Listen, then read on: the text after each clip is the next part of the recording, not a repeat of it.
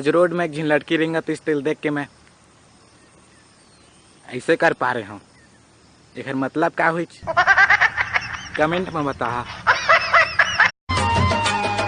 कई चकली रे मोरे कई चकली बोली तोरे लागे मोला जोड़ के डली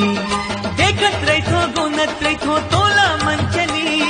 जोन दिल ले आए तय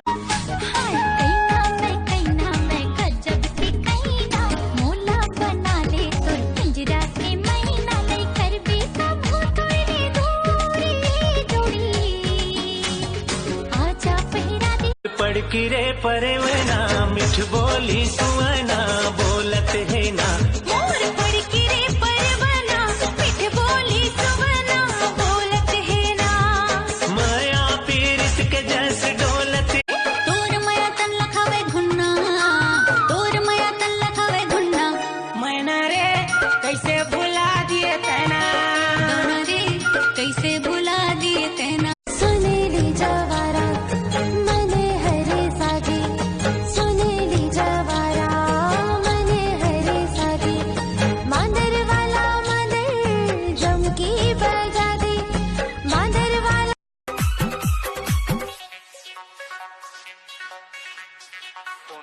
दुनिया में होते जारी जाकर चेहरा माला ले परोसिन रानी खाटी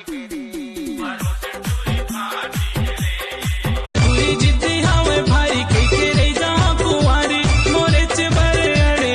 रे कैसे कराऊं शादी तुझी के बंगला बड़े रे हाँ काली फेरे आहू करार करत हो जावन राजा तोरी पाँव परत हो दाहिला में घर मेरे कहीं पारे हो सुनेली जवारा मने हरे सागी सुनेली जवारा मने हरे सागी मांदर वाला मंदिर जम की बजा दी मांदर वाला नदिया की धारा सही राजा तोरे माया लहरे लहरे लहराए